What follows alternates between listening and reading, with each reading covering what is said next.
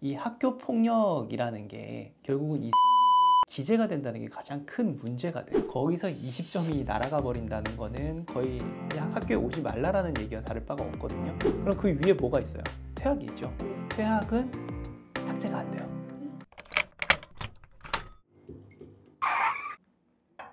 예. 피디님 오셨어요? 네, 변호사님, 저희 이제 뭐 학폭이나 조치 처분 이런 거 다 알아봤는데 예. 그래서 이게 조치를 받고 그냥 이행을 하면 끝인가요? 해결이 이제 다 되는 건가요?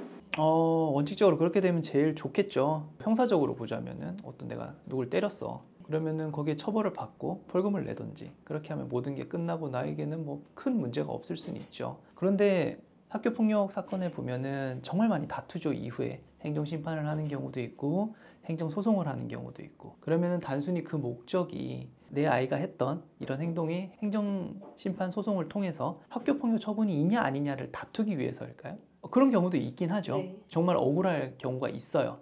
근데 많은 경우에 이게 절차적으로 좀 이용하려고 하는 경우들이 있어요. 그게 결국 뭐냐? 이 생활 기록부라는 것 때문이거든요. 생기부요? 그렇죠. 이 생기부에 이게 기재가 되냐 마냐, 그게 가장 아이들이나 부모님한테는 중요한 부분이기 때문에 행정소송이나 행정심판을 진행을 하게 되는 것들이에요. 그러면은 생활기록부나 이런 것들, 기재나 이런 것들 좀 알아볼 필요가 있겠죠? 네. 그럼 이쪽에 한번 앉아보세요. 제가 한번 말씀을 드릴게요. 변호사님, 그러면은 학교폭력 처분이 생기부에 적히는 걸 왜 그렇게 다들 무서워하시는 거예요? 아마 그 흑폭풍 때문이겠죠. 그 생활기록부 우리 언제 써요? 입시? 입시 때 쓰겠죠. 그죠? 중학생이 뭐 좋은 고등학교를 간다든지 자사고라든지 뭐 여러 가지 유형의 특수 목적의 고등학교들이 있잖아요. 그리고 고등학생은 어디를 가죠? 대학교를 가죠. 그때 생활기록부라는 것들은 이 친구가 어떻게 학교 생활을 했는지, 이 친구가 어떤 아이인지에 대한 가장 대표적인 증거들이 되는 거죠. 그런데 이 학교 폭력이라는 게 결국은 이 생기부에 기재가 된다는 게 가장 큰 문제가 돼요. 특히나 이 최근에 발표된 바에 따르면 고려대학교 같은 경우에는 좀 중한 처분들이 있죠. 네. 정학이라든지 뭐 학급 교체, 그다음에 뭐 전학도 될 수 있고 퇴학도 될 수 있고, 이런 중한 처분들에 대해서 최대 20점까지 감점을 시키겠다고 해요. 고려대학교 총 점수를 기준으로 했을 때 한 1000점 정도 되는 것 같은데 거기서 20점이 날아가 버린다는 거는 거의 그냥 학교에 오지 말라라는 얘기와 다를 바가 없거든요. 그 20점이라는 게 뭐 최대치겠죠. 강제 전학을 갔거나 퇴학을 당했거나 이런 경우에 20점이겠지만 제가 알아본 바에 의하면 뭐 학급 교체라든지 그 밑에 처분이 되더라도 상당한 점수, 몇 점이 이렇게 날아가 버리는 경우가 있어요. 근데 입시에서 우리 1점, 2점이 정말 중요하죠. 그 입학하는 아이들의 수준은 거의 비슷하기 때문에 점수도 뭐 1점, 2점, 때에 따라서는 소수점에서 당락이 결정이 돼요. 그런데 이제 이렇게 점수가 빠진다. 그러면 결국은 대학 입시에서 엄청난 손해를 볼 수밖에 없는 거죠. 그래서 이 학교폭력 처분이 생활기록부에 기재되냐 마냐, 그게 가장 핵심이 되는 겁니다. 그러면 생기부에 적히는 조치들은 뭐가 있어요? 피디님, 예전에 제가 말씀드린 학교폭력 처분들 기억하고 계세요? 1호 서면사과 있었죠. 네. 2호 접근금지, 3호 학교봉사. 네. 여기까지는 생기부에 기재되지 않아요. 그래서 우리는 핵심을 항상 3호가 되냐 마냐에 일단 기준을 두는 거죠. 그리고 4호 이제 사회봉사, 그 다음에 6호 아까 뭐였죠? 출석 정지, 7호 학급 교체, 8호 강제 전학, 그 다음에 9호가 퇴학이죠. 네. 이 처분들은 무조건 생활기록부에 기재가 돼요. 그러면 우리가 1호, 2호, 3호를 받았으면 안심해도 되냐? 반드시 그런 건 아니에요. 1호, 2호, 3호는 경하기 때문에 일단 기재는 하지 않는 것인데, 만약 이거를 이행을 하지 않는다, 그 학교폭력 처분이 나오게 되면은 그 처분 결정문에 몇 월 며칠까지 뭐 학교 봉사를 하세요, 아니면 서면 사과를 하세요라는 문구가 들어있어요. 그런데 그 기일까지 하지를 않는다, 그럼 그걸 위반한 거잖아요. 그러면 이제 생활기록부에 기재가 되는 겁니다. 또 두 번째 경우도 있어요. 만약 학교폭력 처분을 받은 게 이번이 두 번째다. 그럼 어떻게 될까요? 그런 경우에는 학교폭력 처분이 나온 게 서면 사과라도 기재가 되는 거예요. 중학교 1학년 때 내가 약간의 학교폭력을 해서 서면 사과를 받았어, 처분을 받았어요. 그런데 한 3학년쯤 돼서 이제 또 서면 사과를 받은 거야. 그러면 1호 1호니까 뭐 원칙적으로는 안 되겠지만 두 번이잖아요. 그러면 이제 서면 사과 처분이지만 기재가 되는 겁니다. 그러면 이런 경우는 어떨까요?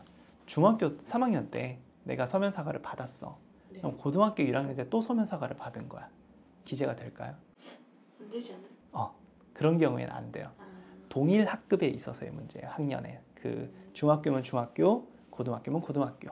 이게 만약 달라져 버리면은 이제 이 조항은 적용이 되지 않는 거겠죠. 그래서 생활기록부 기재되는 것들은 어쨌든 사모가 기준이 된다. 이렇게 알고 계시면 돼요.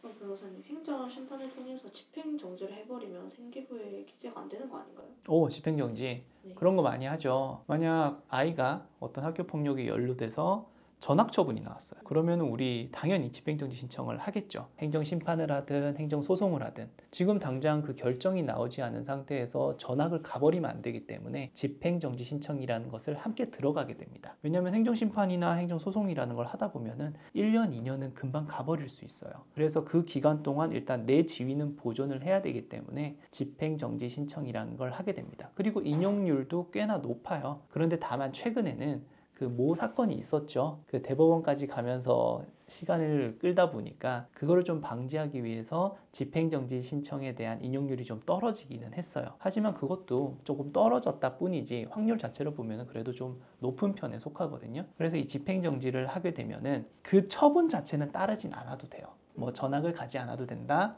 그리고 뭐 서면 사과를 하지 않아도 된다. 그거는 맞는데 여기서 이제 많은 분들이 물어보시는 게 그러면 그게 내려지면 생기부에도 기재 안 되는 거 아닌가요? 라는 질문들을 많이 하세요. 그래서 과거 사건 때는 그랬어요. 그 집행정지를 하니까 학교에서도 이게 어떻게 해야 될지를 모르는 거야. 아, 집행정지 결정문이 내려왔으니 생기부에도 기재하지 않아도 되겠지 라는 측면에서 이제 그때는 그렇게 기재가 되지 않았었는데 최근은 이제 그 청 내에서 지침은 있어요. 학교폭력 처분이 내려지면 바로 즉시 그 처분은 생기부에 기재를 한다. 다만 나중에 이제 행정심판이나 행정소송에서 그 처분이 바뀌는 경우가 있겠죠. 뭐 떨어질 수 있어요. 그렇게 되면은 그 수정사항을 반영을 해주는 거예요. 따라서 원칙적으로는 집행정지 여부와는 상관없이 생기부에 기재가 되는 거예요. 그러나 여기서 또 학교 자체에 그런 건 좀 있어요. 집행정지를 했다고 부모님이 이렇게 이의를 제기하시면서 강력하게 뭔가 말을 하시는 경우, 그런 경우에는 조금 학교에서도 부담이 되기 때문에 기재를 조금 미루는 경우는 있죠. 그래서 그런 경우를 제외하면 원칙적으로는 생기부에 기재되는 게 맞습니다. 변호사님, 그런 조치들이 내려지면 생기부에 계속 유지가 되는 건가요?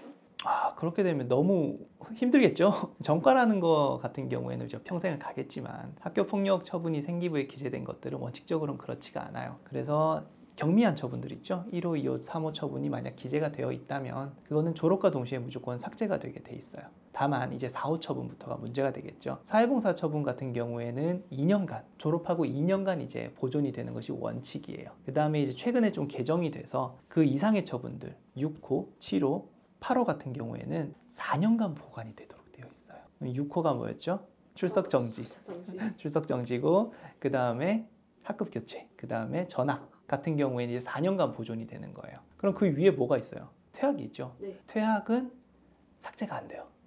이건 너무 심한 행동들이었기 때문에 퇴학 같은 경우에 삭제 대상이 아니에요. 그러면 앞에 있는 처분들 2년간 보존되거나 4년간 보존되는 경우들이 있겠죠. 그런데 대부분의 경우에는 이 2년, 4년이라는 게 큰 의미는 없었어요. 왜냐하면 이 졸업을 하면서 학교폭력 전담기구라는 심의회가 열려요. 거기에서 이제 그동안 이 아이가 어떻게 행동을 했는지, 반성하고 잘 했었는지, 그 다음에 학교폭력 조치는 잘 이행을 했었는지 이런 것들을 확인을 한 다음에 삭제를 시켜줬어요. 다만 그 요건은 있었어요. 첫 번째가 이제 2번 이상 했으면 안 돼.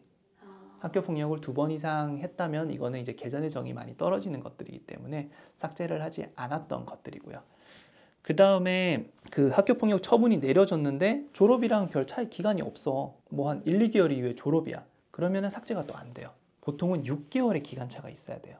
처분이 있고 졸업 시까지. 그리고 6개월이 지나야 이제 비로소 심의위원회에서 삭제를 해줄 수 있는 거죠. 그리고 최근에 또 추가가 됐어요. 왜냐면은 피해 학생 입장에서는 피해를 입은 건 난데 가해 학생이 조치 잘 이행하고 뭐 반성하고 있다는 뜻으로 그런 걸 제출을 하면은 삭제를 해줘 버리니까 피해 학생의 동의 여부, 그리고 만약 가해 학생이 뭐 행정심판이나 행정소송을 통해서 다투고 있다면 그 진행 상황 같은 것까지 함께 고려를 해서 이제 삭제 처분에 대한 결정을 하도록 되어 있는 거죠. 그럼 여기서 이제 명확한 그 지침은 없어요. 아직은 이런 요건을 고려를 해라라는 건데 아마도 제 생각에는 피해 학생의 동의가 들어가지 않으면 이 삭제를 하는 게 이제 상당히 어려울 것 같아요. 그래서 생기부가 원칙적으로는 평생 가는 건 아니고 다만 그 삭제는 할 수 있는데 그 점점 요건이 어려워지고 있어요. 그런 것들 부분에 대해서는 알고 계시면 좋을 것 같아요. 오늘의 결론은 뭡니까 그러면? 생기부에 기재 안 되는 게 제일 좋겠죠. 그렇죠. 어떻게든 우리는 어떤 학교폭력이 연루가 되었을 때 사무처분 아래로 만드는 게 제일 중요해요. 그래야 이제 생활기록부 기재 자체가 안 되고 향후 입시라든지 지금은 크게 뭐 생각이 없다고 하더라도 언제 이 생각이 바뀔지 모르는 거거든요. 그때 이제 쓰이는 것들이 학교 생활 기록부라는 거기 때문에 사무처분 아래로 나와서 거기에 대해서 기재되지 않는 것이 가장 좋아요. 그럼 초기 단계부터 제대로 대응을 하셔가지고 학교장 자체 종결로 끝내는 경우도 있을 거고요. 그러면 아예 뭐 처분이라는 게 나오지 않을 거니까. 아니면 그게 원만히 해결되지 않아서 학폭위로 올라가더라도 사무처분 아래로 그렇게 받는 것이 향후 아이의 미래에 있어서는 가장 안전한 길이 될 수 있을 겁니다. 그래서 이 부분 꼭 기억하시고 적절히 대응하시기 바랍니다. 이상입니다.